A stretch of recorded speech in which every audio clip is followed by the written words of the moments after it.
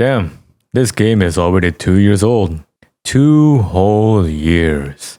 2 years ago, I was 2 years younger. Fascinating, I know. I bet 2 years ago, you weren't 2 years younger. God, that's so stupid. So, Wuthering Waves. Last year, I made a 1-year retrospective video, and this video will sort of build upon that. Do you have to watch that video in order to know what goes on in this video? No, not really, but it would make me happy. I will always appreciate more viewers. And since in that video, I talked about how this channel more or less started, a few of my favorite characters, and a brief history of how I got into the game, from Dark Souls to Genshin to Punishing Grey Raven and finally to Wuthering Waves, I figured that I would expand upon that. Which is just a way of saying that I'm going to be talking about my Dolphin account. So, as of the day of recording this script, this is what my account looks like. 41 out of 47 characters obtained and this many 5-star weapons. Look, I'm not counting all that. Counting past 10 is a pretty difficult feat. I don't have every character and weapon despite my wishes. 50-50 is a bitch and I'm not rich enough to keep wailing on a gacha game.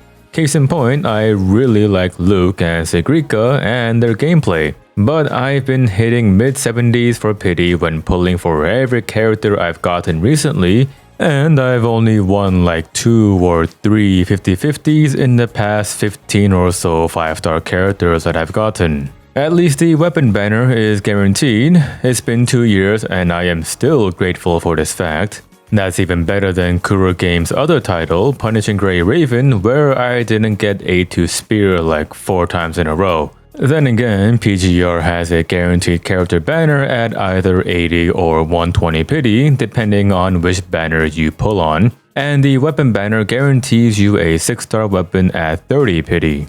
I have a very simple thought process when it comes to pulling characters. If I like the Resonator, anything from their design to their actual characterization, I pull. The only problem is that every character that Kuro has released tends to fit either one of those 2 criteria, usually both.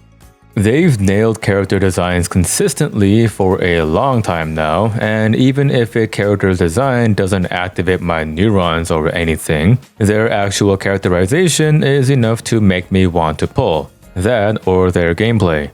That was what happened with Frolova. Her design is great, don't get me wrong, but she was more on the side for me. Then version 2.5 released with her companion quest, and holy damn if she wasn't a well-written character. I don't really agree with hers, as so many of her issues could have been solved with a single conversation with Rover instead of being a stalker, but hey, at least now she's no longer a part of the Fraxidus. Maybe now she'll learn some basic communication skills, since she's no longer with Evil Shakespeare, Skeleton Eisen, and Mr. Unhinged Fight Sexual. But enough about her and back to the actual video. I used to pull for meta way back when, but eventually, I stopped caring much for meta when I finally accepted the fact that putting in the effort to get a full 12-star clear in Genshin's Abyss compared to an 11-star clear was not even worth a single pull. And it just so happens that Wuthering Waves has that exact same reward system. Yeah, sure, there are times when I'm less than 50 asteroids away from another gacha pull, but if I'm really that desperate for 50 asteroids, then I'll just cross that bridge when I get there. So far, it hasn't happened. Fortunately, the power creep in Wuthering Waves isn't that bad. It definitely exists, I won't deny that. I'm not going to be getting a full hazard clear with just the 1.S characters, but a team I've been using from nearly a year ago is still viable today for the most part.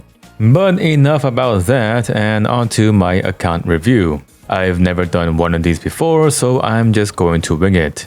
And by that, I mean I'm just going to go down my team loadouts one by one and talk about them, since I'm lazy as hell and don't want to put any more thought into how I should talk about my account. For every limited 5-star character, assume that they are at S0 unless I specifically state otherwise. Same thing goes for any 5-star weapon. They are all at Refinement 1 since I've never pulled more than one copy for signature weapons and I haven't duped any standard weapons. Team 1 is my main story quest team consisting of Rover, Amos, and Shorekeeper.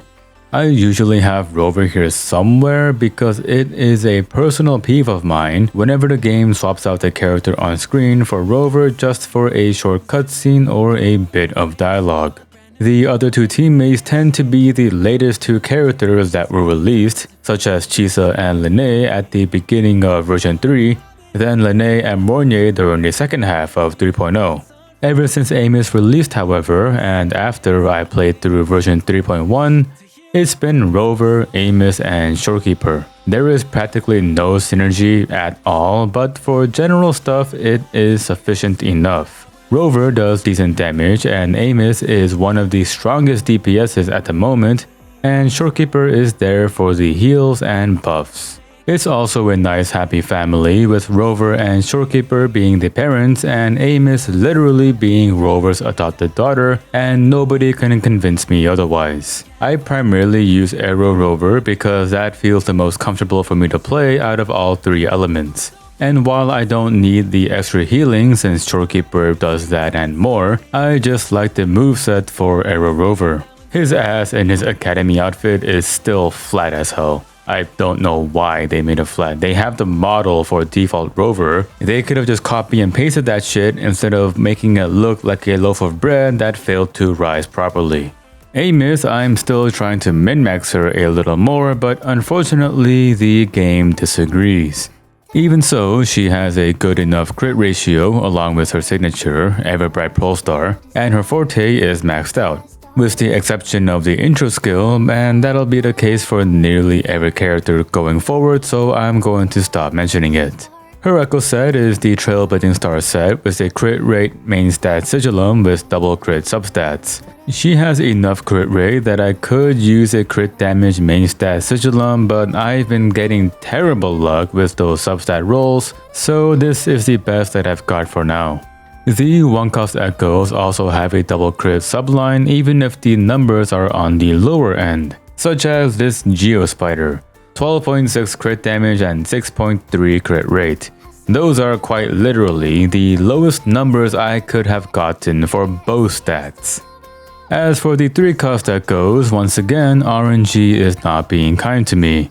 I rarely get fusion main stats as is, and when I do upgrade the few that I get, I just get garbage most of the time.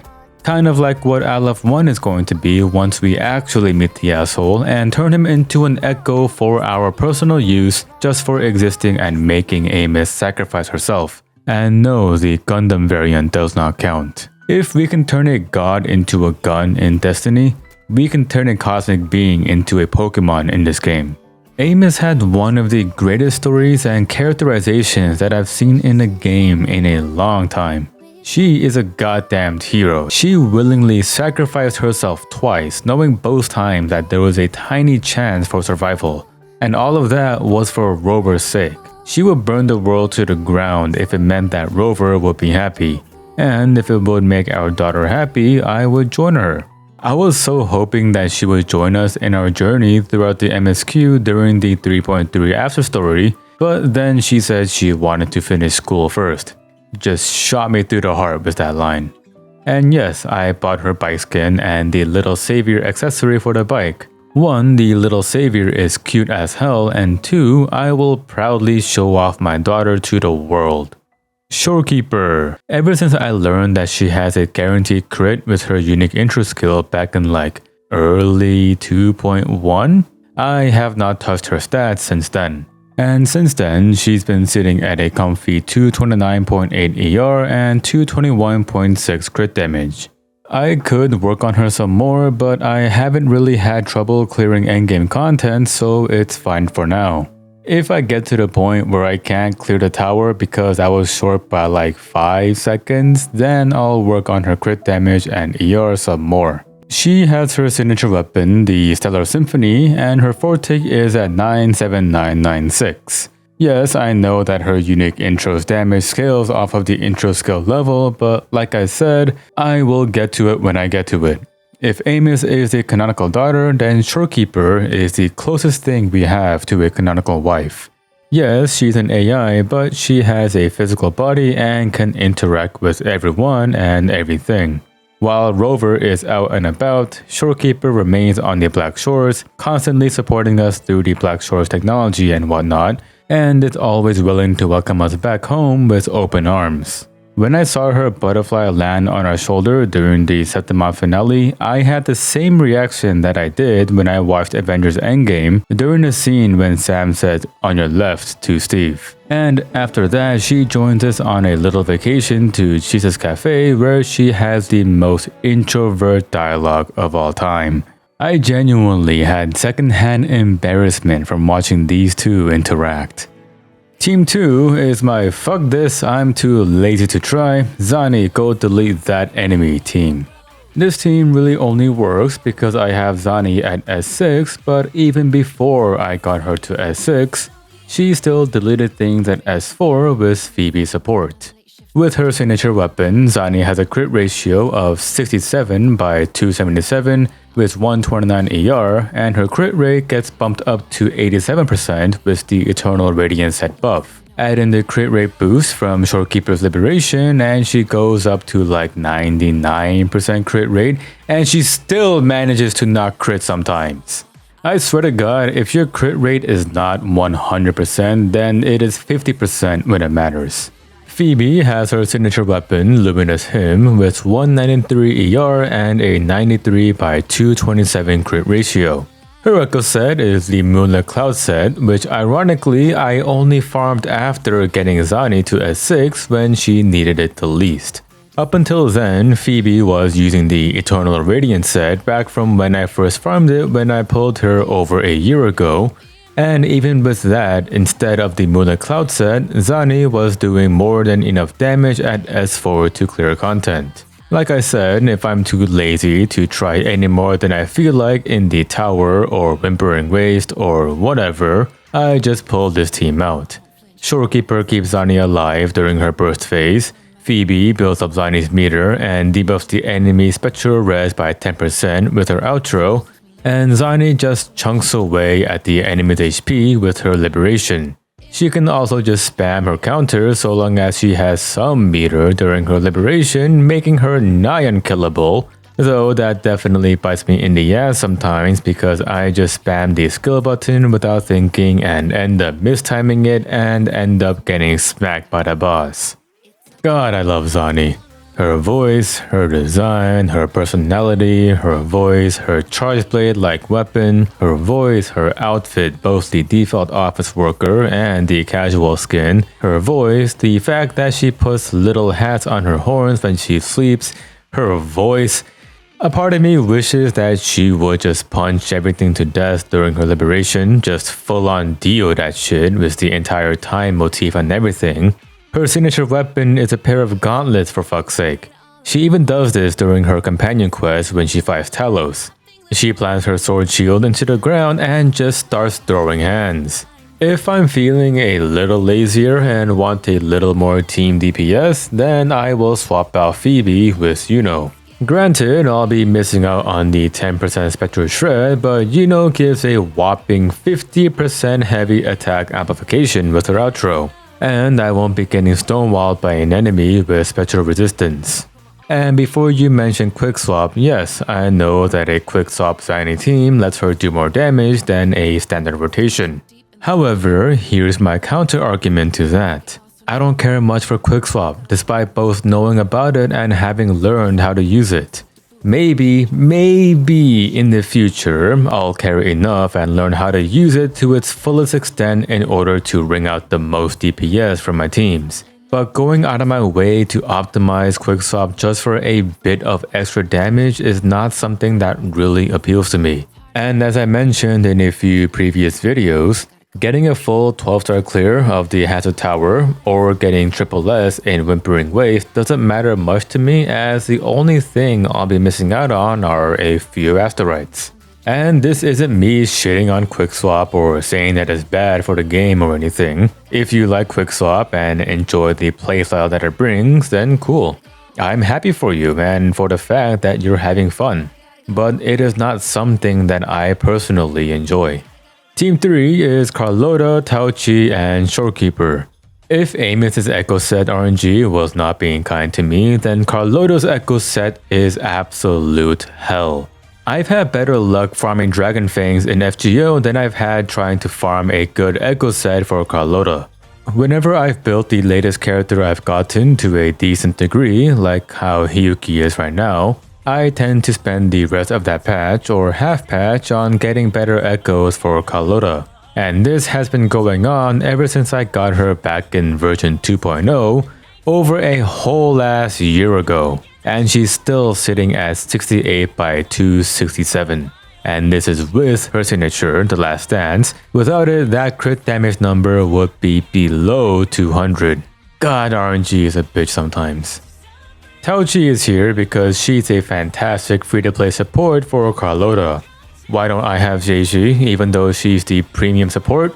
Because I was too busy playing Final Fantasy XIV and Elden Ring's Shadow of the Erdtree DLC at the time.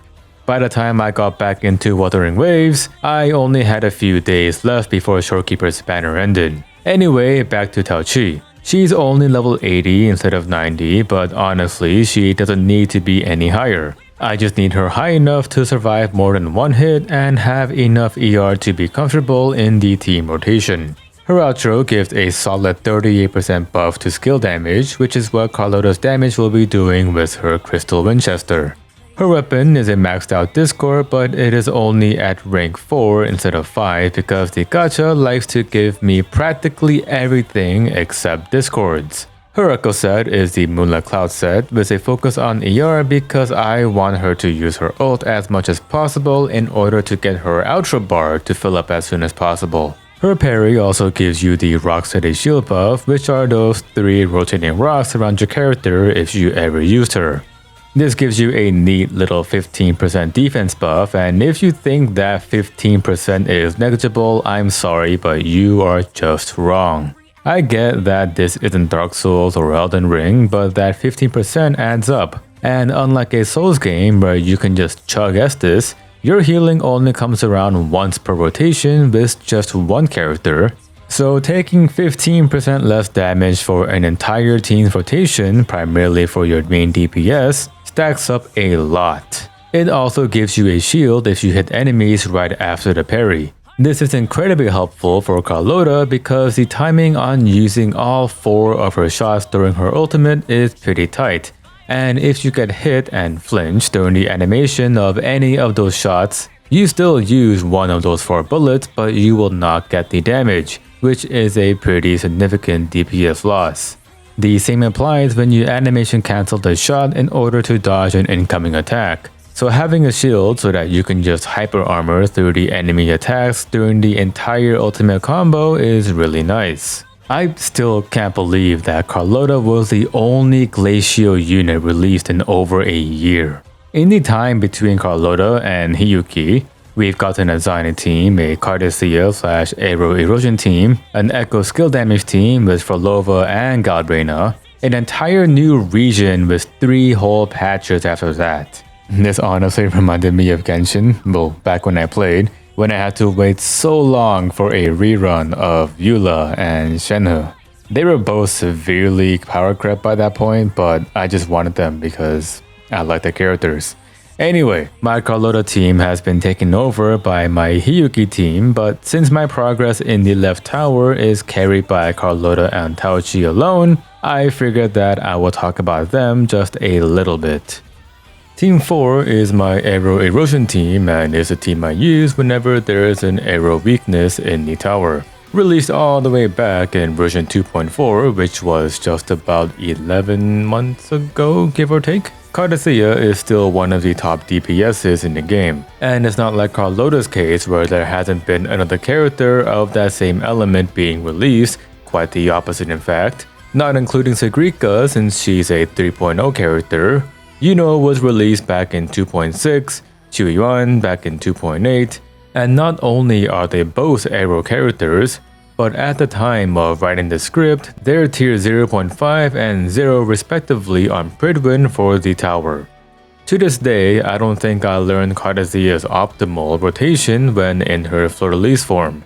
I saw or read somewhere that you use her heavy attack or jump or something midway and then animation cancel the final hit of her mid-air attacks with her skill, but honestly, I never cared to learn. I just get my 3 sword stacks, transform, spam my basics, skill, basics again, skill, and then ult. Maybe I'll add in another attack string in there if I'm feeling spicy.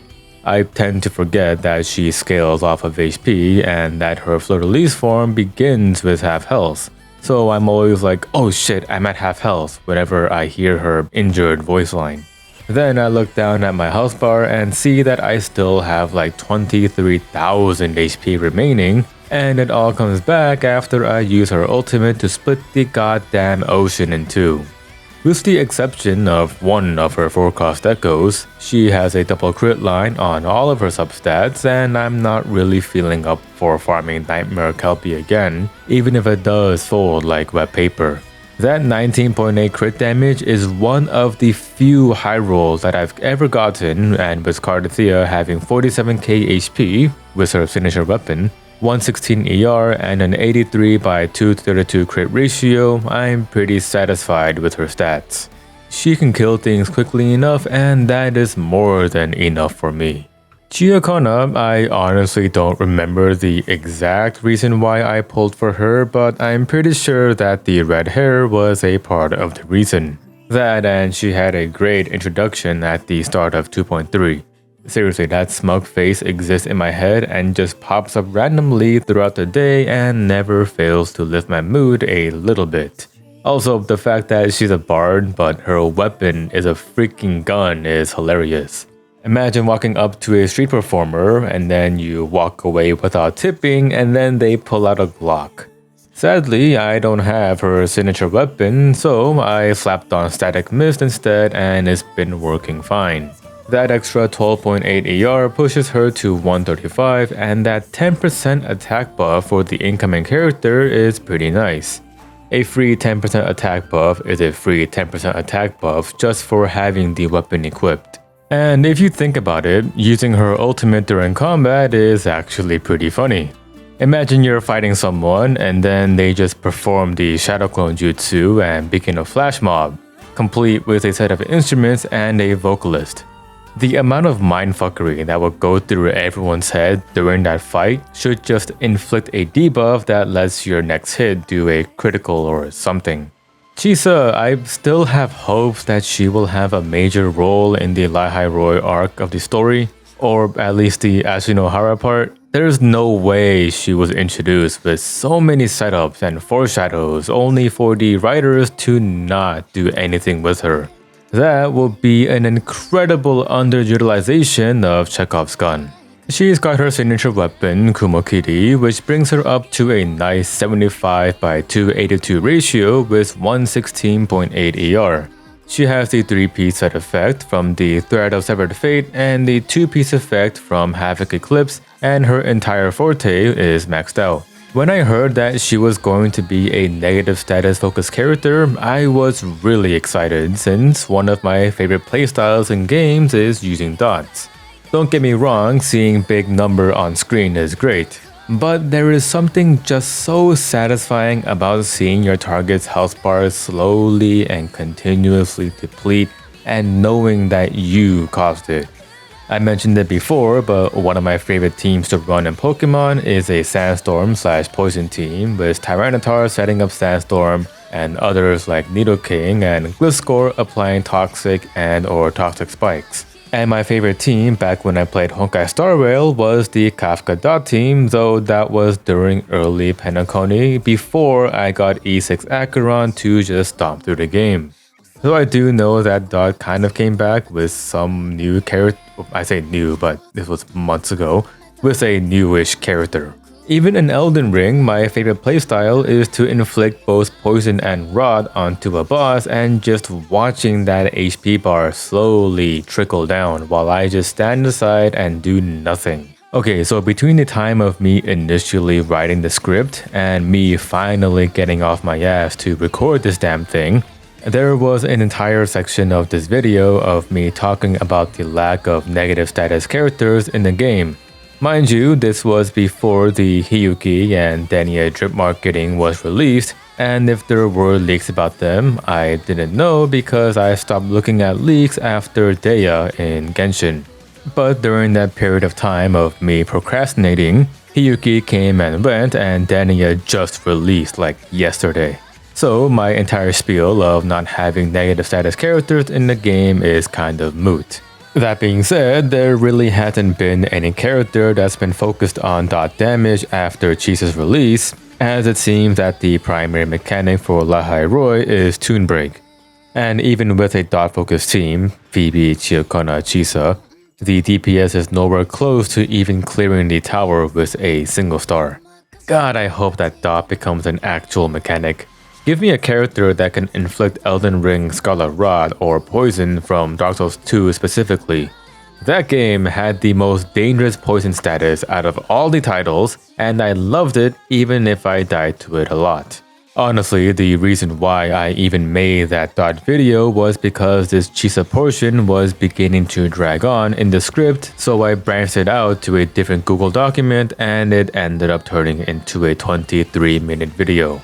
So go watch that if you want to hear me ramble for 23 minutes about negative statuses and dot. Team 5 is my Echo skill damage team and consists of either Frolova or Galbrina for the DPS, Chuyuan for the buffs, and Cantarella for healing and buffing Frolova specifically. This team is one that I want to use more often, but it just does not click for me.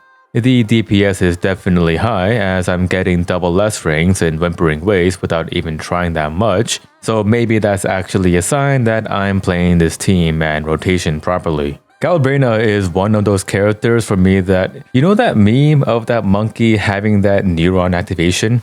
Yeah, that was me with Galbrina.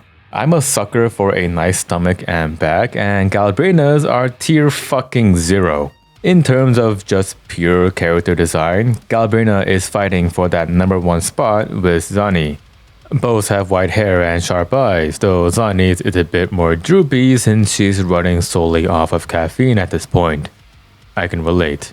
Galbrina, on the other hand, is an entire Devil May Cry and Bayonetta reference put into a single character, which also makes sense since Punishing Grey Raven had their DMC5 collab around the same time.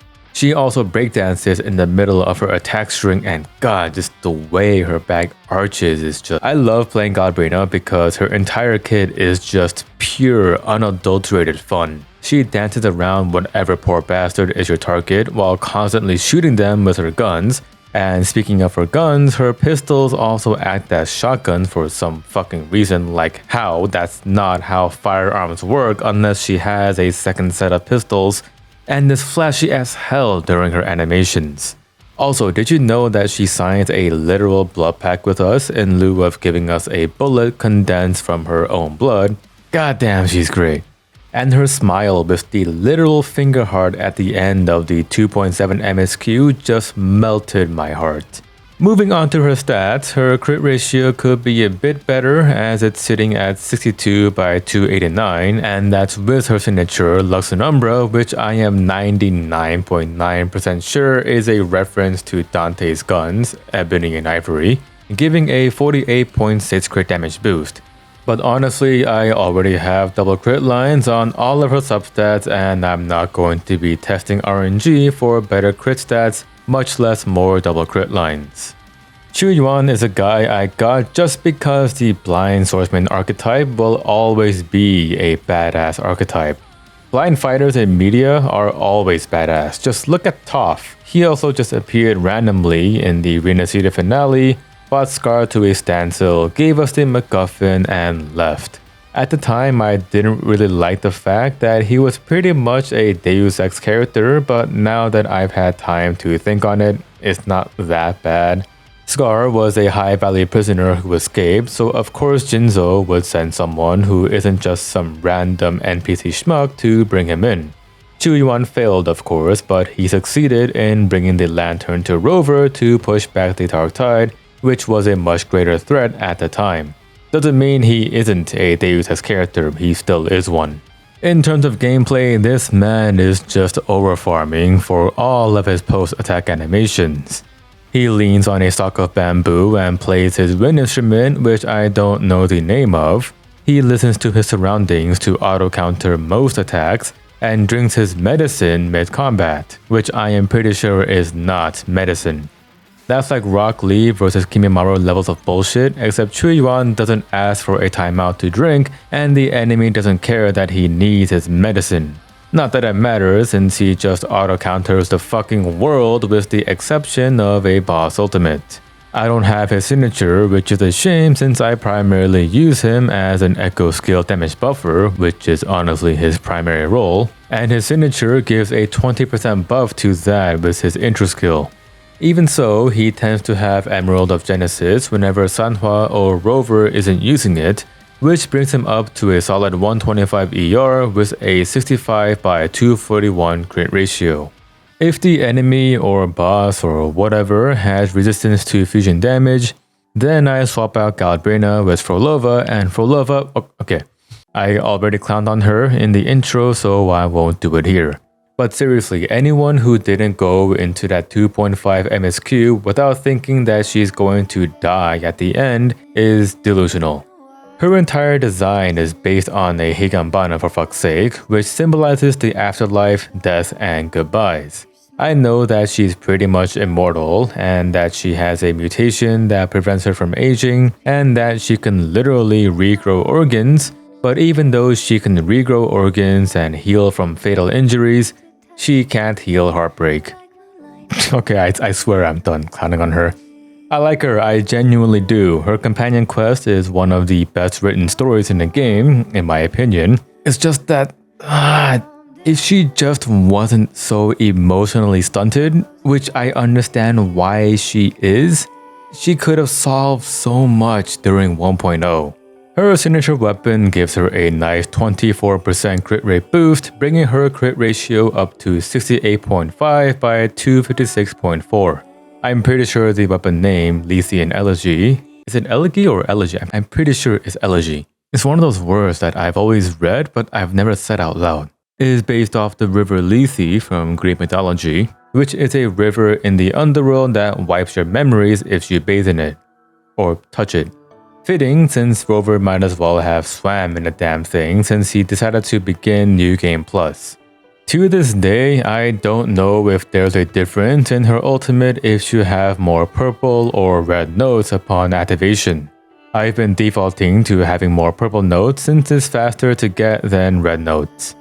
Like I said, she is without a doubt one of my favorite characters in the games in terms of characterization. She's incredibly flawed and everyone knows it, herself included. I'm hoping that she gets a skin or an alt in the future where she doesn't have the entire Higambana theme going on since I think she outgrew that. Her outfit was also designed by the conductor, which was her role in the Fraxidus. Now that she's out of the group, I don't see any reason why she would be wearing the same outfit as the group she left. Team 6 is my mono fire team and this was a really weird team of how it came together. I'm pretty sure it started off as a team focused on Sanhua and Cantarella with either Shangli or Camellia as the third member. Sanhua would buff the basic attacks of Cantarella and Camellia, while Cantarella would buff the skill damage for Shangli. Then I got Lupa, which turned this into a Shangli, Lupa, Cantarella team, and then Mornier came around and replaced Cantarella, which finally made this into a mono fire team. Throw in Galbrina and Amos as the main DPS depending on who I want to play, and there you go.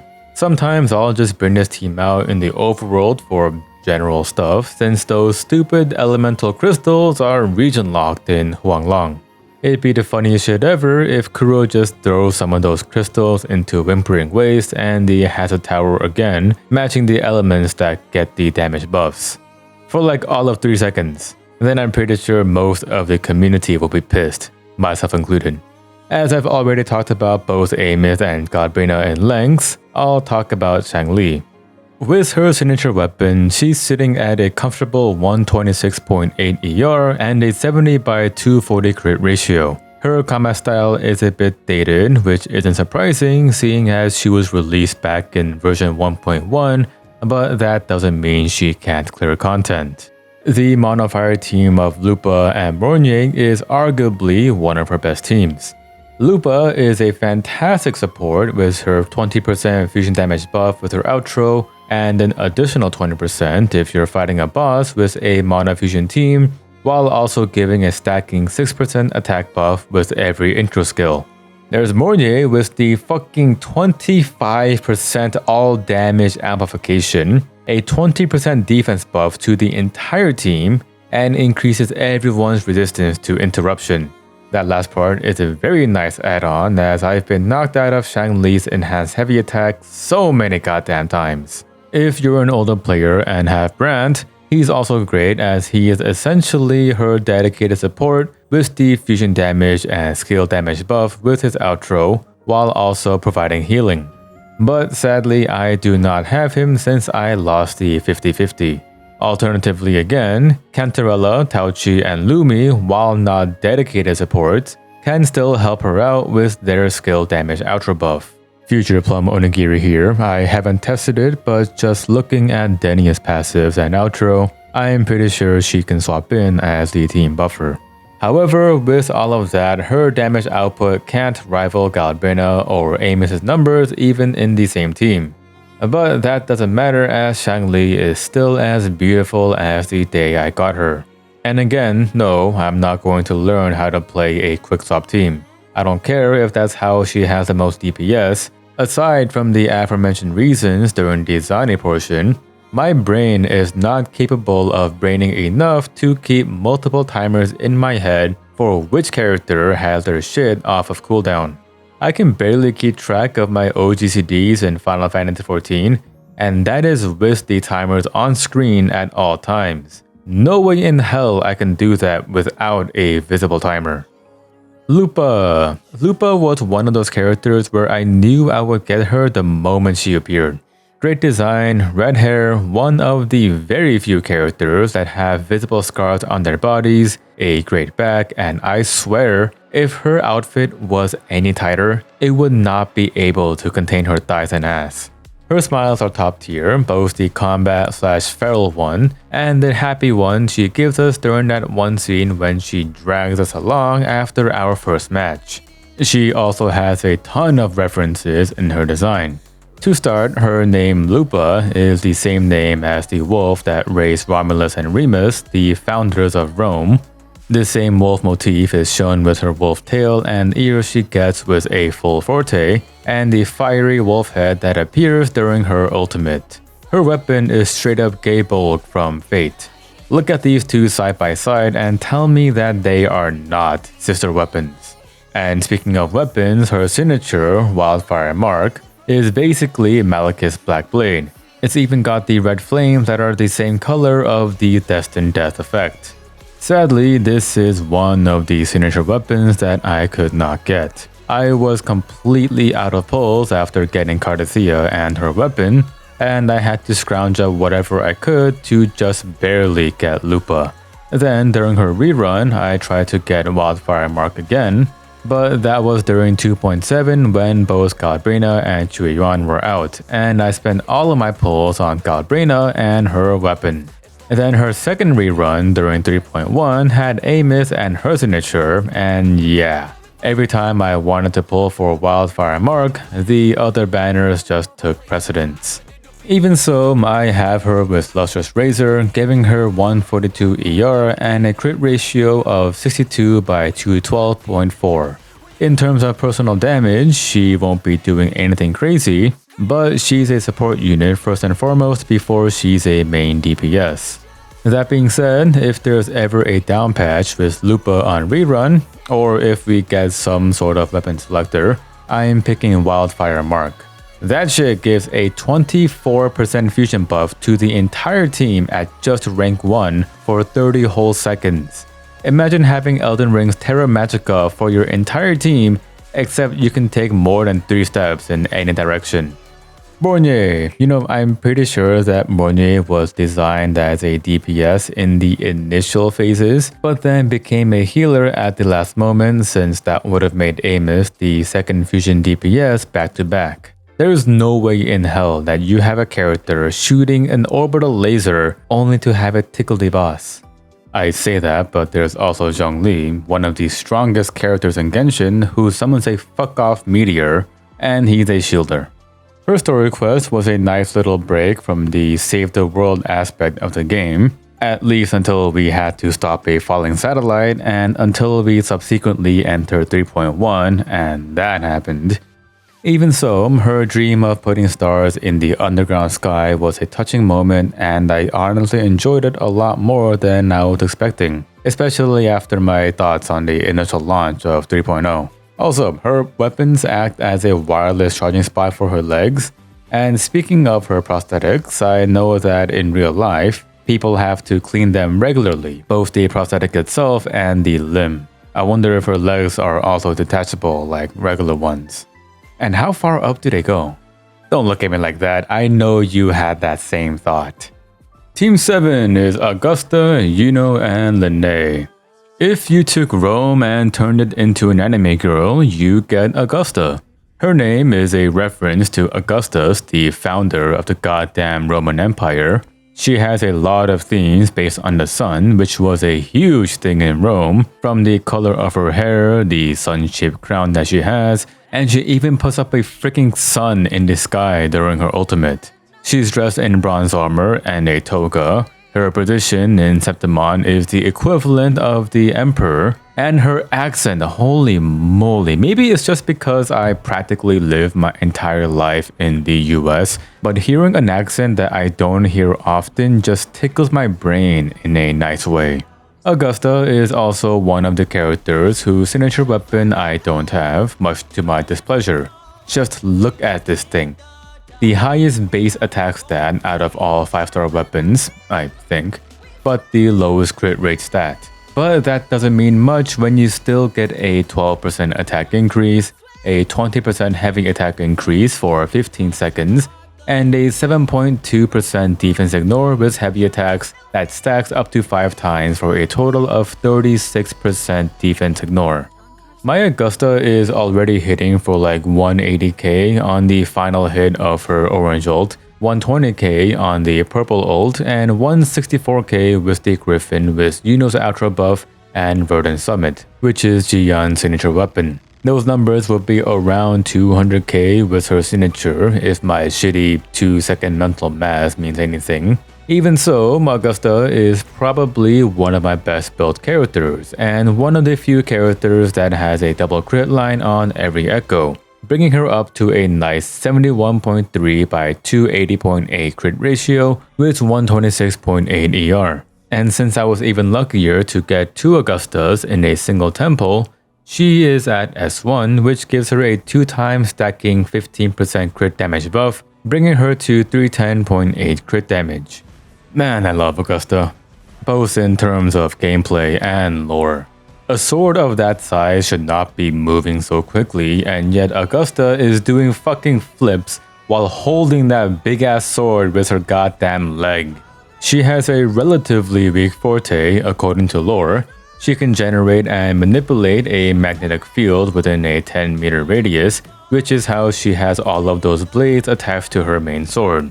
However, her forte reached its limit and cannot get any stronger.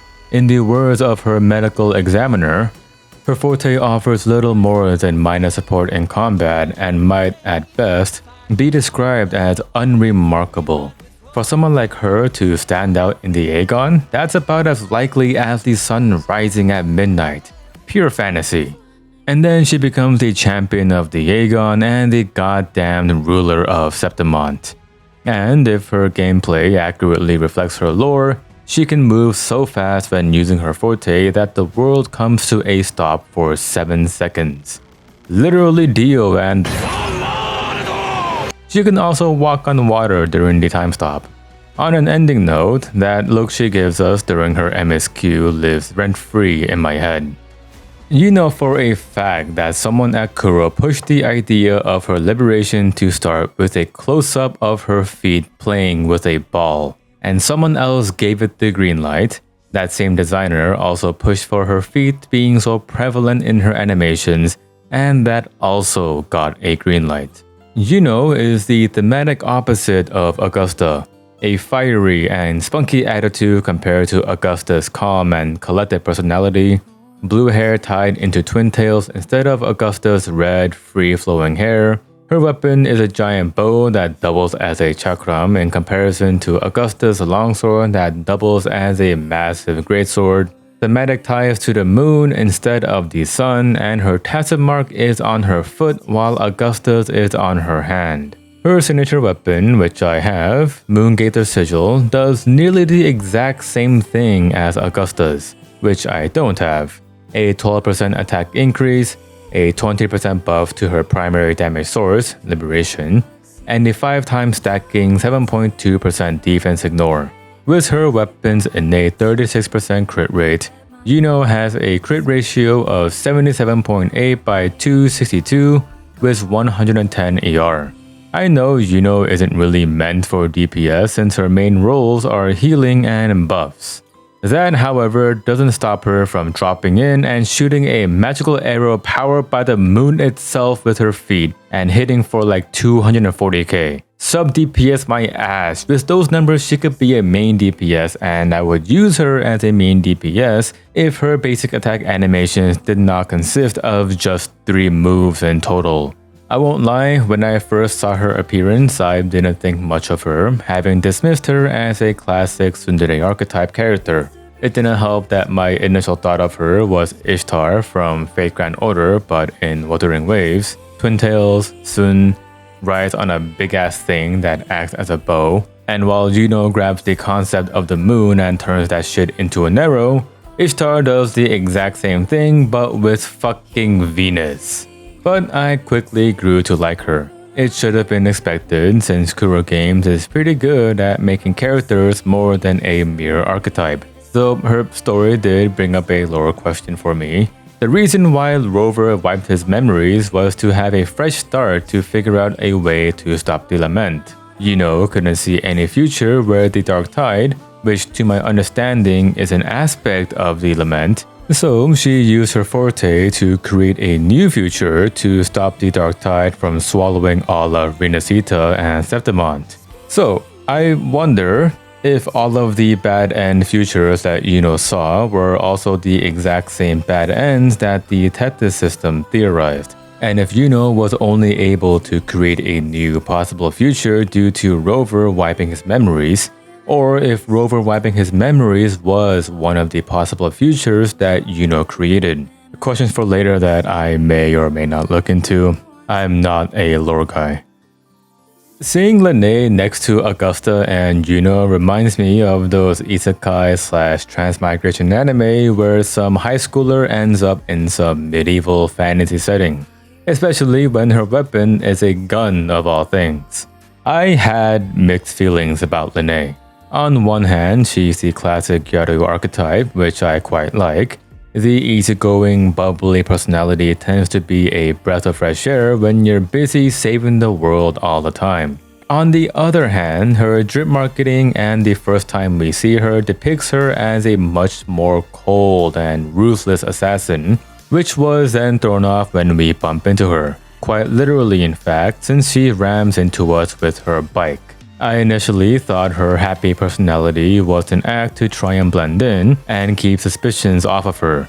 I'm not saying that you can't be both a cold-hearted hitman and a cheerful person at the same time, especially since she's trying to start a brand new life away from her hitman past.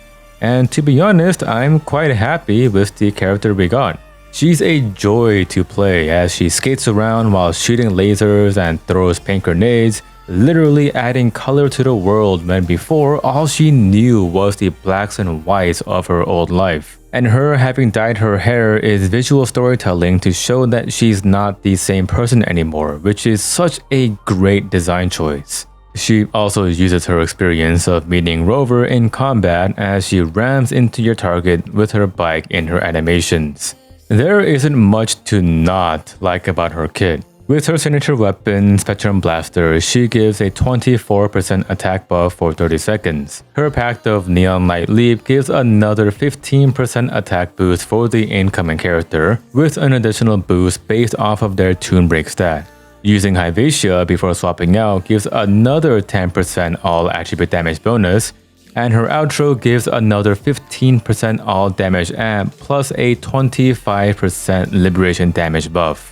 To mask that all together, that is a 24% team-wide attack buff, with the next character on rotation getting an additional 30% attack buff for a total of 54% attack increase, and a 25% liberation damage buff stacked on top of that.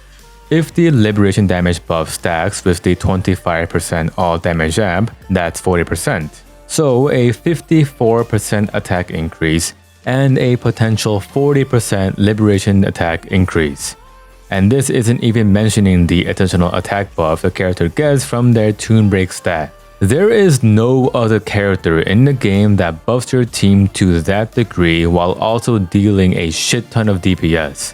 Seriously, the numbers I've seen from her Toon Break consistently hits over 100k on bosses per tick, and I'm not sure what I was doing in this photo when I was first testing my Amos, Lene, Mornay team, but I took this screenshot and sent it to my friend where Lene hit 106k with her personal Toon Break, 97k with the basic Toon Break, and I have no idea who the hell did that 513,947, but I'm 98% sure that number is that high thanks to Lene's Toon Break buffs.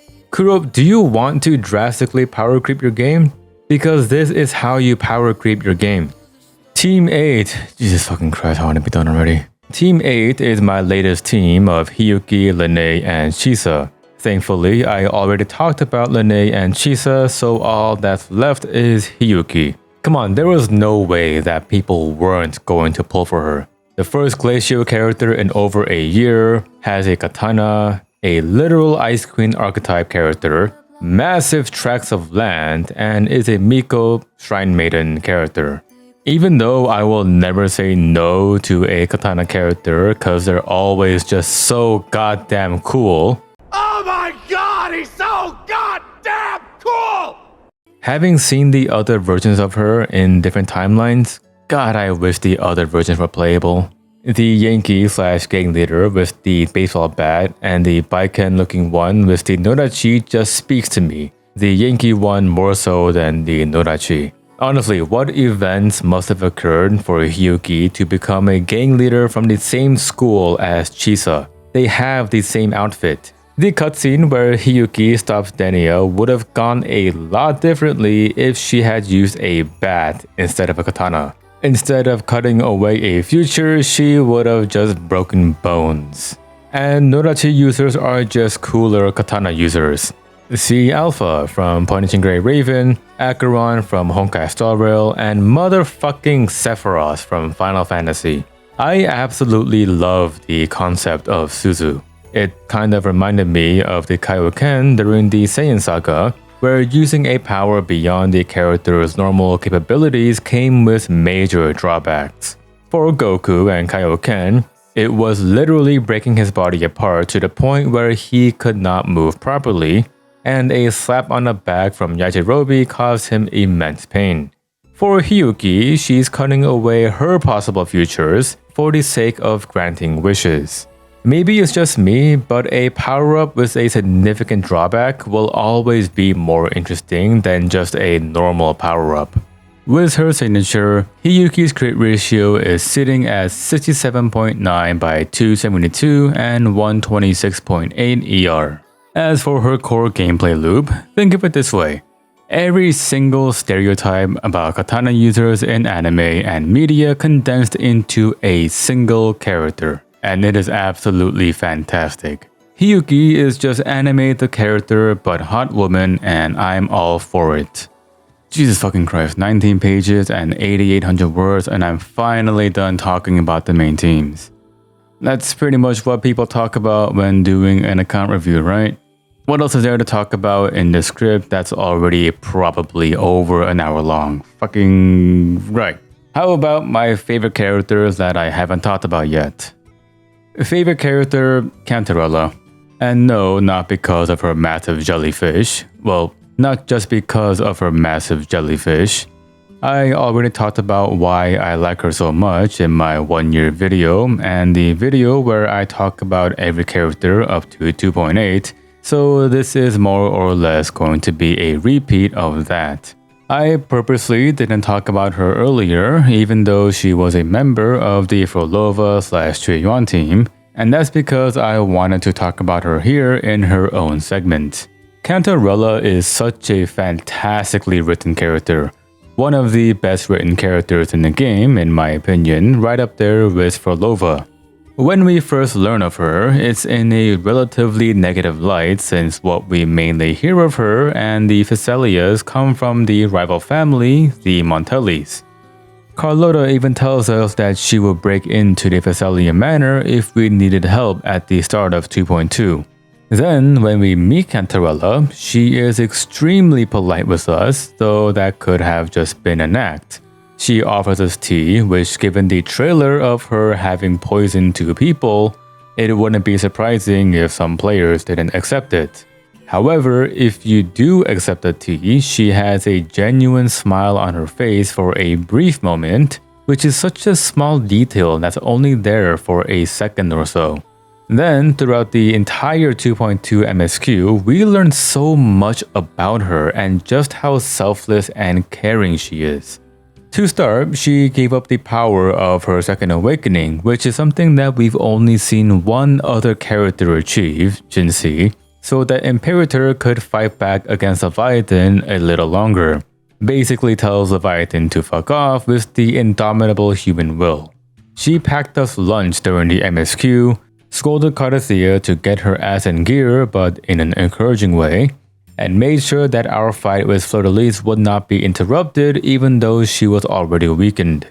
During her companion quest, she willingly drank poison in our stead so that we would not have to, and smiled through it knowing that she spared us from that very pain. When the other girls in the Blessed Maiden trials were supposed to die, she secretly took care of them, making sure that they lived as good of a life as they could. And then once everything was done and settled, she let them back out to be with their families. She didn't have to do any of that. She could have held the power of the second awakening for herself, though that would have doomed Renacita, so I can see why she wouldn't do so. Everything else though, there wasn't any benefit in her packing lunch for us during the MSQ, no benefit in taking the poison herself instead of letting Rover take it, who she knows to be pretty damn powerful. There wasn't any benefit of letting the other Blessed Maiden candidates live, but she kept them alive anyway. And if you think about how she was raised by the previous matriarch of the Thessalias, she had every reason to turn out a villain, but she ended up as a compassionate person.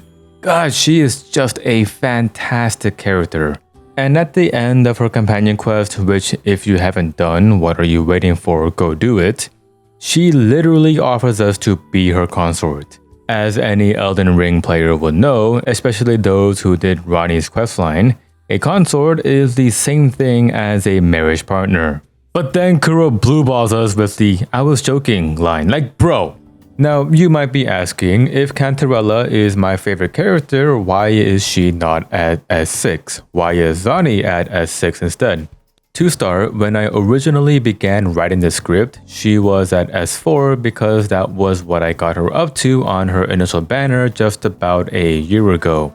As of now, however, Zani had her second rerun and I managed to get her up to S6 after losing a 50-50 to Kalchiro and then winning the next 50-50. Yes, I know that video was almost 2 months ago, which means that I've been sitting on this script for like 2 months. Shut up, I procrastinate. Zani isn't my favorite character, as I mentioned before in previous videos, but she's definitely up there, like top 3 favorites. Probably. This game has way too many characters that I like for me to rank properly outside of Cantarella because she's the best.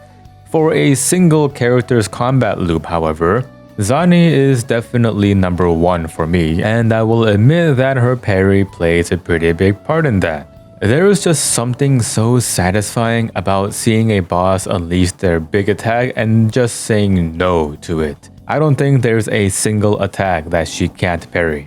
Honestly, Amos should have just brought Zani along with her to fight Aleph 1. I'm pretty sure Zani would have parried Aleph 1 out of existence, the cosmic bastard. Janshin also has a parry as her skill, but the cooldown for it is a little too long for my liking without her S2. And unfortunately for me, she's the one standard 5-star character who I don't have past S1 despite losing over half of my 50/50s. I'm hoping that there's going to be another character with a parry skill so that I can have a full team of just parries. No, Chuyuan doesn't count. He can't parry the world like Zani and Janshin. And I haven't tested Hiyuki's counter to see what she can and can't parry yet. Favorite 4-star? It's Sanhua, from even before the game launched and is still Sanhua.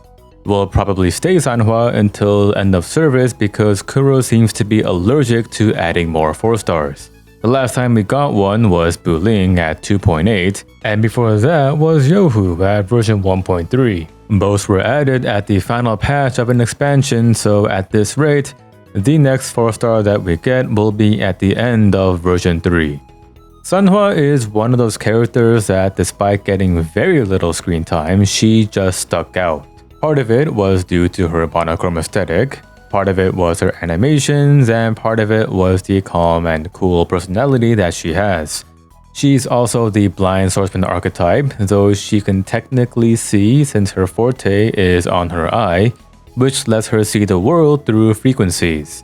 I have no idea how that would even work. She's got an easy rotation to learn, intro in, ult, skill, heavy to break ice, echo skill, and then outro, and her skin was completely free during the event. And although she primarily buffs basic attack damage, if your team doesn't scale from basic attack damage, she still gives the entire team a 2-time stacking 10% attack buff whenever her glaciers shatter. I know that the likelihood of Kuro going back to buff old characters is close to 0, but if they follow in the footsteps of Punishing Grey Raven, maybe they'll add something like a leap system to the older characters to make them a little more viable.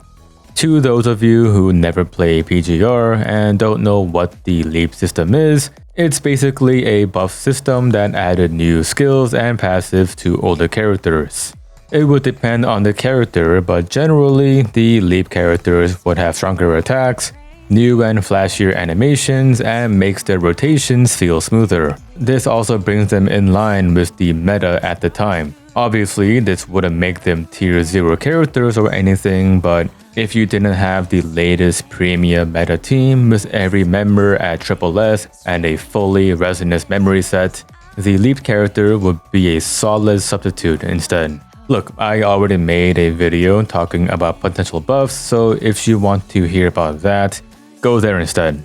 Honorable mention since I only just finished the version 3.3 segue and Denia story quest. Denia. I really liked Denia the moment we interacted with her during the 3.2 MSQ. The first impression that I got of her was that she was that one friend in her group of friends that was just done with their shit. Like she's the only one in that group with more than one brain cell, and her other 2 friends fight for custody over that one brain cell, and that she can't believe that she hangs out with these people. Both the English and Japanese voice actresses do a great impression of this as well with how they delivered their lines. I did find it a bit funny that the game was like, who could this mysterious spy for the Fraxidus be? While Denny is right there wearing gloves that are the exact same shade of red as the Fraxidus red. Her story quest was great. I didn't think that the devs would put a Weeping Angel themed horror section, and I had a lot of fun going through it. I hope they do more things like this, not the Weeping Angel thing, but the experimental gameplay that diverts from what we're used to. Also, I'm really curious as to how they added the weird shock effect to her model during her companion quest. I don't think it's that easy to just mess with a 3D model in that manner. But who knows, I've never dealt with any 3D models, so maybe it was easy to animate. Like maybe it was a 2D overlay for that one section. Okay, so that brings us to the end of the video. God damn, this shit's like over an hour long. I never want to do another one of these again, and I have newfound respect for the people who make hour-long content on YouTube consistently, or for the editors that can do that shit. Then again, they're getting paid to do that shit, I'm not. As usual, if you made it to the end of this video, even if you had it running on your second screen, thank you, I appreciate it, and until we meet again in the boundless sea of stars. Strike